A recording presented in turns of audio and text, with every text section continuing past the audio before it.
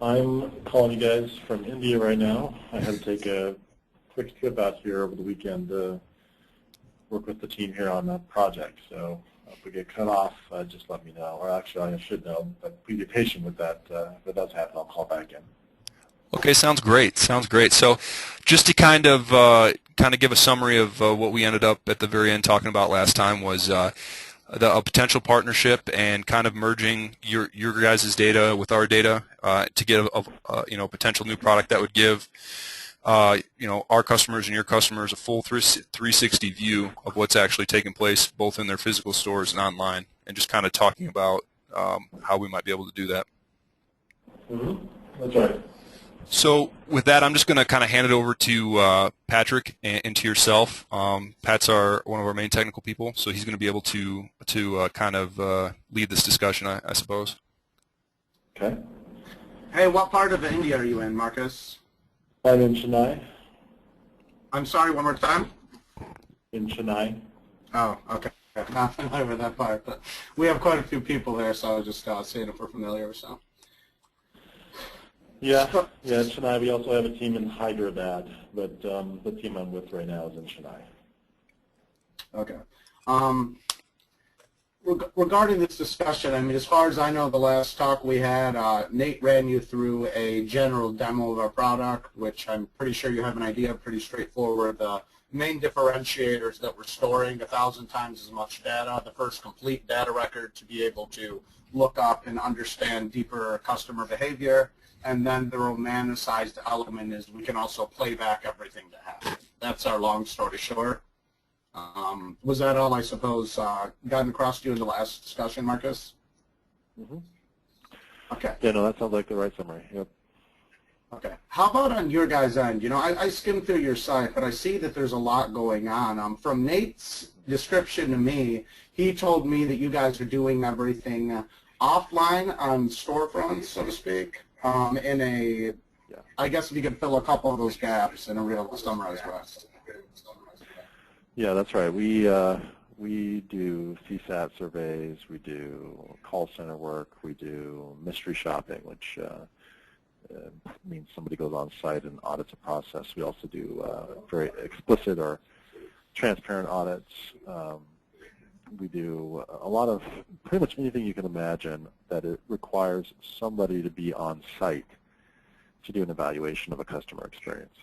So I think the difference between what you guys do and what we do is that you guys are looking at it from the digital end, web analytics end, looking at what people are doing in cyberspace, and what we're doing is the exact inverse of that, which is feet on the street. What are people feeling when they go into the retail front?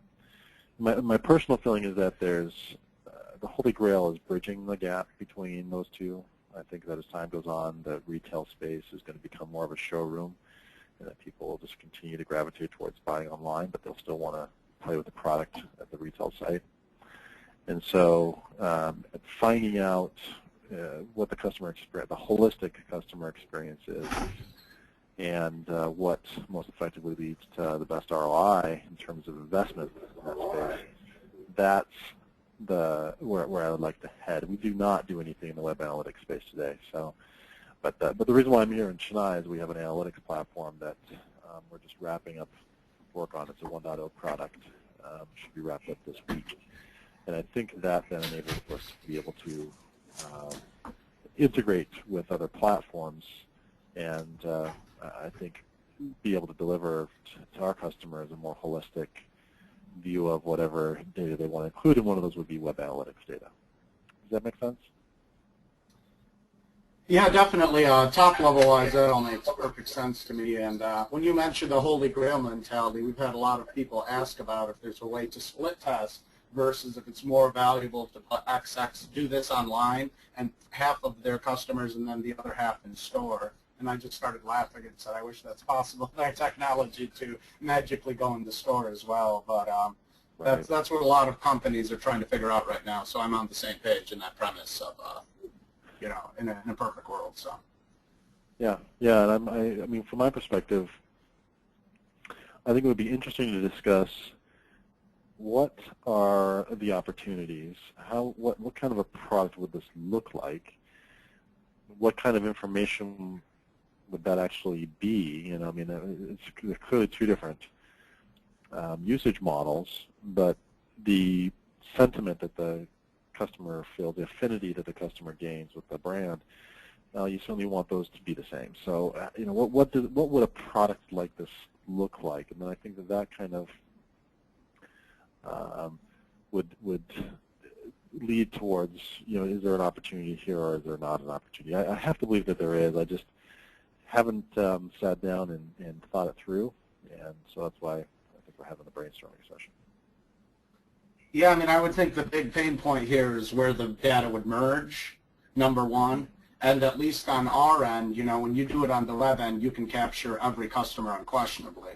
I don't know enough if you guys are getting bits of pieces on a feedback perspective, or if you do have systems, for instance, systems where you're not going to miss anyone who enters the stores to try to give accurate. That to me would be the biggest question here, is that data to transition from the online to the offline, and then of course ideally connect those dots for specific customers. I'm not sure that's possible yet, but that's my mentality of where the sticking point would be. So. Yeah, I mean, in the end, it's always about sample size. You know, our sample size doesn't have to be terribly big, given the fact that the way we get our information is done via either CSAT surveys or mystery shop audits, and those are done by somebody who's willing to spend a little bit of time answering questions. You know, the most simple of which are your NPS scores, but it can go much beyond that to very detailed explanations around timings and process.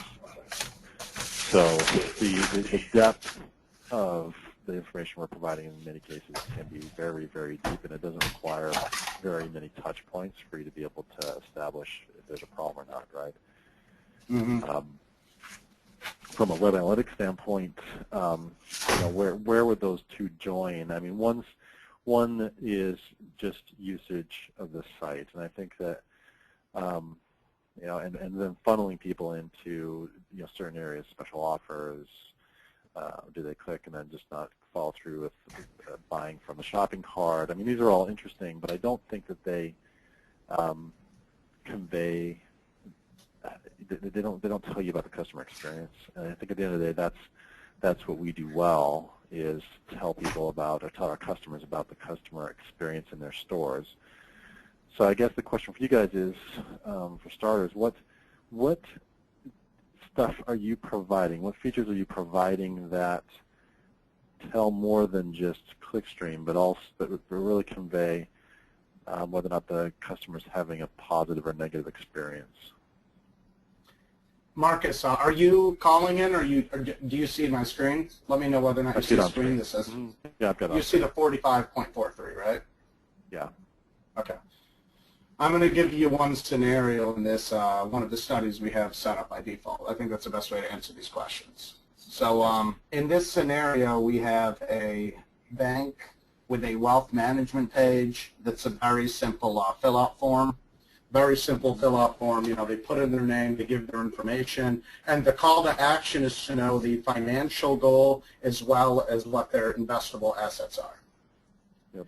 So our differentiator from traditional analytics, first off, is that we're storing all this individual information. So if Robert makes a comment that says, you know, I hate you guys, then deletes it completely and gets more framed and polite to the point, companies can discover the I hate you guys. A lot of the deeper insight that customers aren't willing to traject in their final submission on an online site, where they bite their tongue a little bit.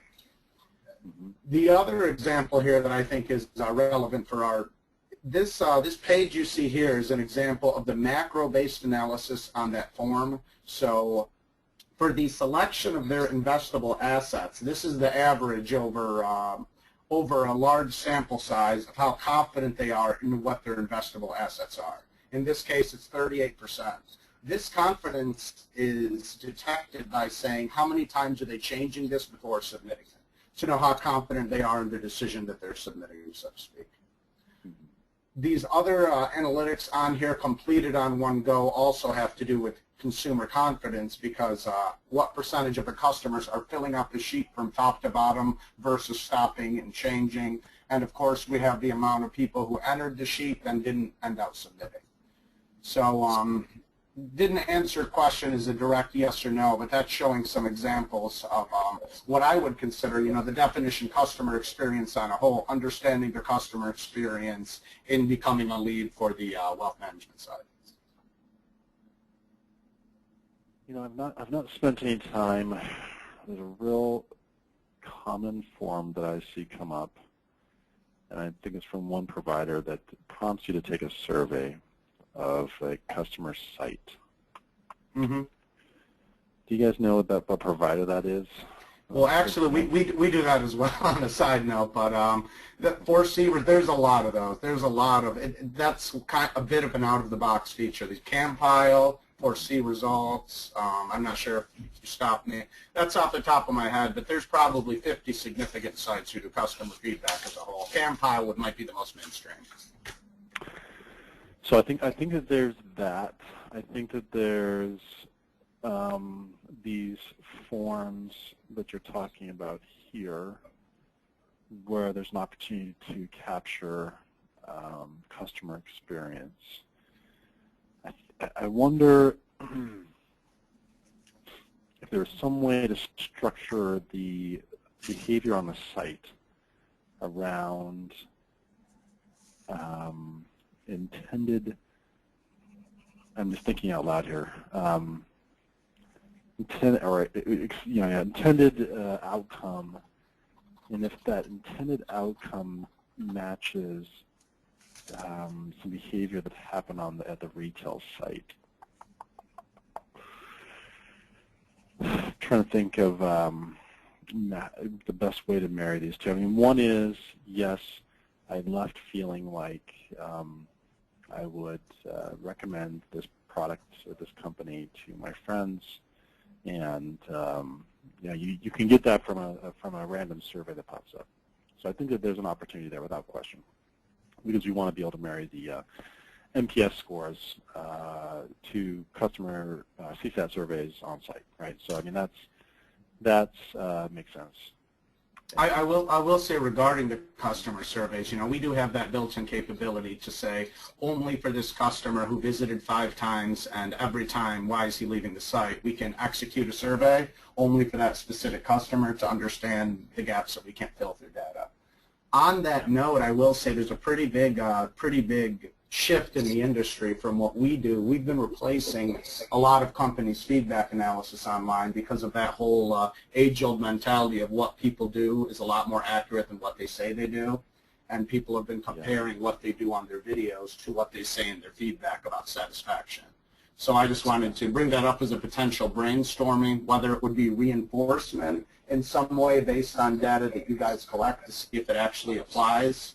That would have to be used on something that's applicable to both online and offline, such as branding. Do they feel secure before filling out a high-end payment form because they don't trust the company? Is that why 30% of the clients are moving around before clicking submit and leaving the site?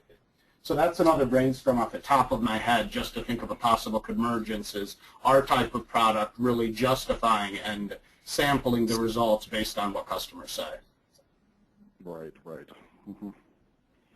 So that's actually why we've shifted a bit on our end from the pure survey online, because my personal mentality, there's a lot of discoveries, or there's a lot of data holding up, is that if you can see what they do, it's impossible in the retail on a site. If you can see exactly what they do unaltered in their natural state, it's a lot more accurate than asking people information and then gauging it, And a lot of the younger people aren't even going to fill out the form. That's what they've seen with the percentage of the forms executed and filled out. So those are just all. This is all just top-level brainstorming to think if there's a relevant gap. So.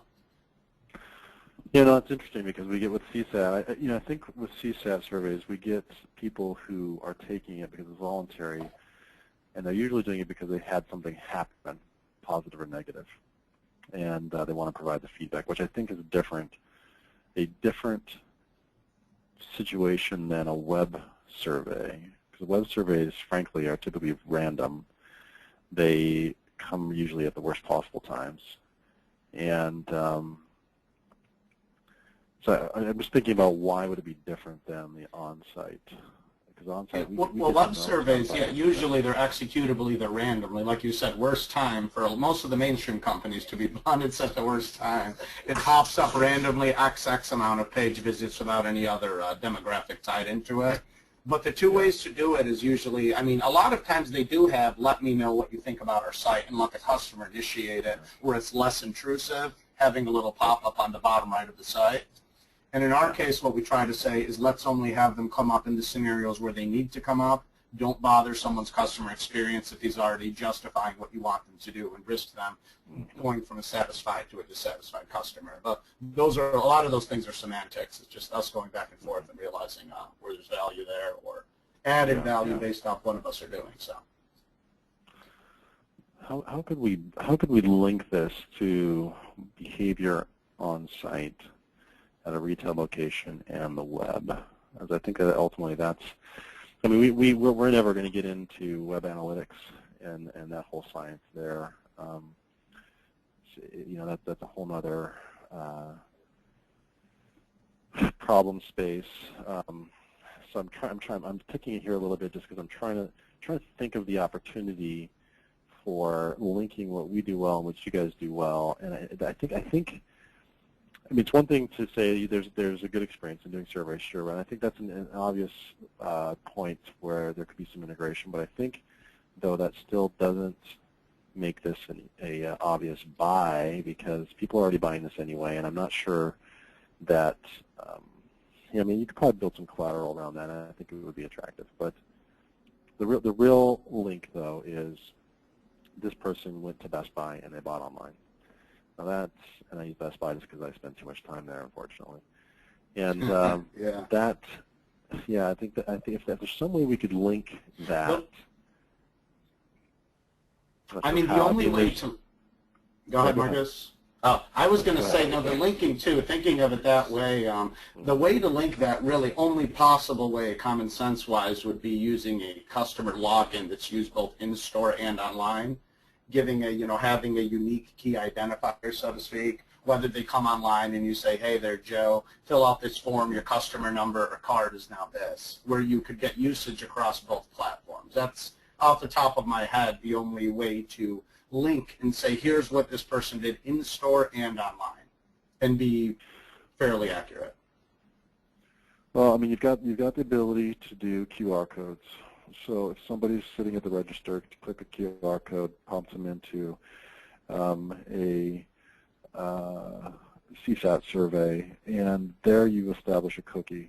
So if we've got a cookie now, that thing can be carried around, and that a lot of people these days are actually going to the Best Buy site on their mobile device. They're not sitting down in front of the desktop. There's a dramatic movement in that direction. So if we gave them a QR code, they don't have to have a login.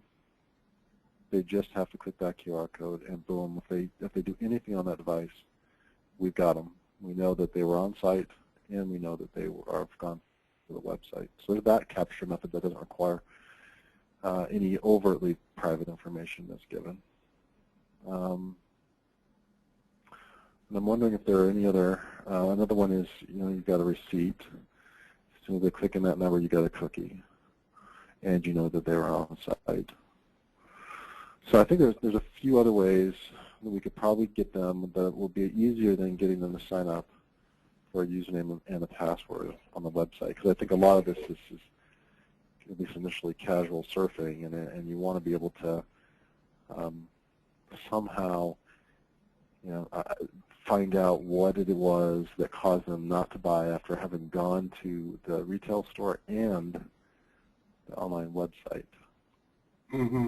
Yeah, no, the cookies, yeah, I'm always thinking a bit deeper. I'm always thinking of of people using it on their computer after you can have the cookie online, then when they go on their computer, how do we bridge those gaps? That's kind of the big question in our space right now. But I'm sure the cookie, at the very least, should be able to, people who still have that cookie active on their phone 2 months later, that would be very relevant data. And the ones who happen to delete their cookies, switch devices, etc., they would just be ruled out if it wasn't pretty firm that it's, you know, the same situation. So. Right. My thought off the top of my head is the psychology element once again. Things that can pass over from online to offline would be something like from a branding perspective, the confidence you have in a brand. To know if I'm on Amazon.com, I might be filling out the entire form without hesitation before clicking submit. If I'm on, you know, Bob'sHomeDepot.com, something like that. So what we see a lot of, what we're discovering is the pain points of seeing how much hesitation there is in giving a CVC code from their credit card, trusting the vendor to move forward. So off the top of my head, I would think if there's any branding correlation to make how customers act both online and offline. So psychology is just the only thing that jumps out at me. Confidence is one example, but even when it comes down to any actions that can be detectable in both instances that, you know, are going to be based on the brand itself. Mm-hmm. Right. Are you guys, Marcus, usually looking to solve problems when you, I'm not very familiar with the CSAP, what the format of that is, so to speak. I know the other points you brought up. Is it usually to say, okay, we have a customer that's disgruntled, let's figure out why, or let's figure out how to fix it? I think you said they're only initiated in certain use cases, so that's why I mentioned a disgruntled customer. Well, it really, the best way to think of it is, well, it runs the gambit. I think the most effective customers are using it to identify sites that are doing well versus those that aren't. And the way that they do that is they get quite a bit of CSAT survey information, particularly if they have any kind of a campaign in store. And when that feedback comes in, it then can go to a variety of sources. One is can go back to the call center, where the call center will then reach out to the person via email, via the phone, depending on how much information they provided, and try to resolve the issue for the customer. Another is just the store manager might go in, look at the comments, because we got it on a per store basis, and then they're responsible for resolving those issues, either by just fixing the problem because it was something with cleanliness or whatever, or actually reaching out to the customer. So each store has their own programs, their own ways of dealing with it. Some of them just collect it, and I'm not sure if they do anything with it. To be honest with you, I think that they just do it out of who knows. So it really just runs a complete gambit. I think those, like I said, are most effective, though, are the ones that are measuring sentiment, grading their stores on it, and then forcing the shop owners to actually do something to get them back into a compliance score. But what they don't see as a part of that is what that person did online on their website before or after. Mm-hmm. Okay, so it sounds so you never have information filled out from, hey, Kathy's a happy customer. Let's incentivize her to find out why she was a happy customer. It's always going to solve the problem. No, actually, you'd be surprised how much positive feedback there comes. I normally complain if I'm going to complain. If I've got a problem, I usually don't put in, these noodles tasted great today. Thank you. You'd be surprised, though. There's a lot of positive feedback that comes in from this. And that's why the sentiment analysis is actually quite useful, because you can actually offset negative with positive. It's not just negative. So those that have predominantly negative, there's clearly an issue there versus those where there's a mix or are largely positive. Yeah, and I think even this digging a bit deeper on the cookie scenario, I mean, you're the CTO, correct, Marcus? That's right.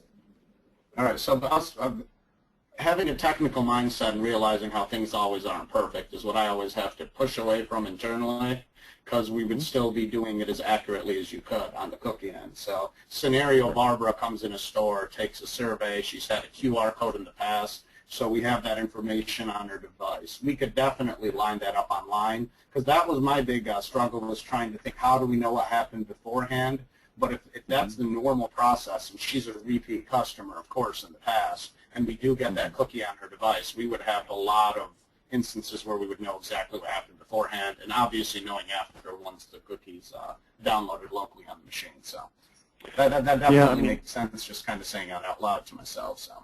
Yeah. I mean, we're seeing such a massive shift. I mean, we all are, right? Seeing a massive shift over to mobile, and I think where the only challenge, the challenge these days is less. They went back to their desktop. It's more they went home to their tablet. But I think that even on the smartphone, people are spending depending on the demographic, even more so, more time on their smartphone than they are any other device. Their primary computing device. They'll only if they have to sit down in front of their laptop or some other device like that. Yeah, purchasing particularly, because I mean, when you need to use your brain and actually accomplish something, a lot of times you need to get away from the mobile device. But we're talking impulse purchases, and I would assume a pretty high percentage of cases. So. Yeah, right, exactly. Yeah, I agree. So I think the cookie may be quite useful as a tracking mechanism, and or e-tags. One or the other, doesn't matter. I think. And then QR codes as a way to prompt for the CSAT surveys. Those have proven to be quite effective. But even just giving people a place to type in the URL is good enough. Yeah. I mean, you guys are obviously. It would be interesting to have you guys pull together. Your thoughts on what we could marry between the two in terms of an interesting story. I'll also spend some time doing the same thing. It would be interesting to see if between the two of us we couldn't, in a document, put together an elevator pitch that would talk about how taking that survey on the mobile device allowed us to be able to track their usage online and talk about the customer experience in a more holistic manner.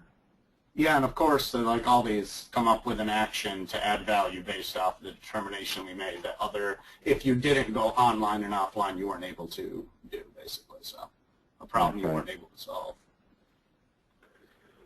On that note, Marcus, you have about 20 seconds. So this may be worthwhile, it may not. Do you happen to see my screen? This is a feature that when you guys had your pitch, it wasn't available. So it's very specific to mobile. Mm-hmm. Do you see the screen?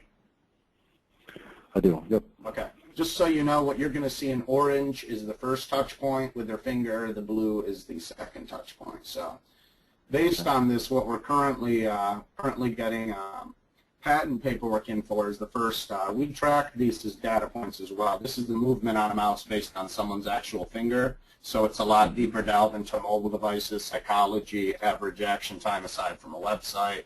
And we're also storing on our videos the actual orientation movement. So this is just a real small preview. This has been our big attention getter as of late, is fixing that gap as well from just web browsing to very, very mobile specific and figuring out why people get frustrated. So that's just something I know because we're talking purely mobile here is a lot of added value to understand what's going on with those advanced actions tied in as well. So. Right. Well, I mean, there's a thing called planographics, and I think that the same philosophy works on mobile. That you have your stands that are intended to draw attention either towards an upcoming product, an existing product, a sale, or even just your brand name. And of course, one of the challenges with touch interfaces is that you can't track the finger until it touches the screen. But I do think that there's a element of planographics that can be applied both between what happens in the store. Yes, I did see that stand that was sitting there, or the end cap, and when I went online, I looked up more detail on that end cap. Do you understand what I'm saying? No, I completely understand what you're saying. There's definitely Yeah. there's a gap to bridge here. The cookies, like that's really the only one. A cookie or any kind of key index where it's something physical they need to enter in both cases. That's all I could really possibly think of. And if we do the key index, it's going to have to be as unintrusive as possible. Of course, no one wants. Right. I don't do username passwords, but hey, what's your 3-digit customer code? Great. Online, what's your 3-digit customer code, which could save you an extra blah blah percent. You know, they do need an incentive to not sacrifice his actual customers to get our data. So, What if, just from that, it just made me think of what if there was maybe a specific QR code on an end cap that they could scan, and then they got the more information, they got more data, and then if they ended up buying, they would input their own information right there on site on their mobile phone, and we would have all their data right there. Yeah. I think that that's the key. I think that there needs to be a QR code sitting there, and that for more information. Look here, boom, cookie. They are going to be surfing right there, maybe in store, or they'll bookmark it for later. And the other thing, you might even be. Sorry, excuse me. No, you're fine. Go ahead. You might even be able to have more incentives on there. So if they were to scan it and then maybe like an additional percentage off or a coupon for future or something like that, that would more incentivize them to use that and to make it more popular. Mm-hmm. Right. Exactly. Yeah, I think that's so. There's one thing. There's CSAT surveys. There's planographics. The NCAPs. There's probably a few more of these sort of things out there that linking the display to the online experience. I think there's other things like this that if we were to tease them out, there could be quite an interesting offering, particularly given, like I said, everybody's switching over to using their mobile device as their primary computing device. That this clearly wasn't the case necessarily before, but I think now it sure is. So I think there could be a pretty powerful product offering here. And again, it goes down to sample size, right? I mean, it goes to, you don't have to have every customer. You only need to have a handful, and then at that point you know what it is about that display that they're most concerned about. It's the speed of the processor. It's the smell of the perfume. It's the model that was in the photo. I mean, it could be any of those things, and you wouldn't know, but now we do, just by a small sample of folks that are linking the two.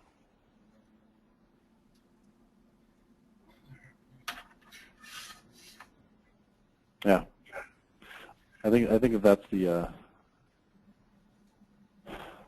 trick. I think that's the offering. I would think our next step, you had outlined it, would be just writing down, without getting very deep, a couple of sample scenarios and stories where sample A, what we were able to get out of a customer experience, referencing online and offline. Sample B, the direct change made, and common sense-wise, if that would add value to the process. That's still what I think would probably be our next step, is come up with a couple of those back and forths. Not too deep, not too formal, even mentioning a way to identify before solving the cookie or QR code or NCAP, convergence. That's my thought would be necessary next step, and if the story makes sense, it's not rocket science. If it adds a lot of clear value in a way that no company's been able to with the convergence, it's worth talking more about. So. Mm-hmm. Yeah, definitely. I agree. Great. Well, what I'll do is I'll write up some notes, send them out, and then we gotta just take a little time. I'm going to include a few other folks on my notes so that they can be brainstorming as well. And I think we got to have a follow-up meeting scheduled for a few weeks from now after we've had a chance to noodle on it and go from there. Sounds great. So we'll go ahead and get started with that, and then I'll probably send you a follow-up later in the week, trying to schedule our next brainstorming session. Mm-hmm. Great. Excellent. All right. Well, thank you very much for your time, Marcus. I know you're a busy person, and thank you for meeting with us. And I think we can come up with a bunch of things. And I really think, after this talk, we're going to be able to put something together that could definitely add value for everyone. Yeah, I think so too. Great. I appreciate your guys' time. Thank you. Yep. Thank you. You have a great day, and we'll talk to you soon. Okay, thanks. Bye-bye. Yep, bye.